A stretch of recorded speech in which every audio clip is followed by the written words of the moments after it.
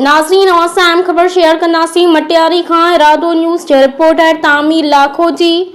मटियारी क़ौमी शाहराह ते धरणो हणी रोड ब्लॉक कंदड़नि माछी ऐं समा बिरादरी जे माण्हुनि मथां दहशतगर्दी एक्ट तहत दहशत फैलाइण जो केस मटियारी थाणे ते सरकारी फ़रियाद ते दाख़िल कयो वियो आहे, जंहिंमें ॼाणायो वियो आहे त क़ौमी शाहराह ते ॾिठोसीं त शाहपुर थाणे जी हद में खून थियो।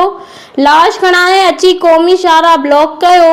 रोड बंदि कंदड़नि जे हथ में सिरोटा, पत्थर, लठियूं ऐं मिनरल वाटर जूं बोतलूं जिन में पेट्रोल भरियल हो। इन्हनि माण्हुनि कराची ऐं इस्लामाबाद रोड बंदी कंदे मेन नेशनल हाईवे ते दहशत फैलाए रहिया हुआ, जिन में नूर मोहम्मद समू, मारूफ समू, गुल मोहम्मद माछी, लियाकत माछी, गुड्डू उर्फ लियाकत, शौकत माछी ऐं 10 खां 11 नामालूम शामिल आहिनि। यादि रहे त कल शाहपुर जे ॻोठ धणी बख़्श माछी में अयाज़ माछी खे पुराणे हलंदड़ दुश्मनी तां क़तल कयो वियो हो, जंहिं जो लाश रखे क़ौमी 4 कलाक क़ौमी शाहराह ब्लॉक कई वई हुई।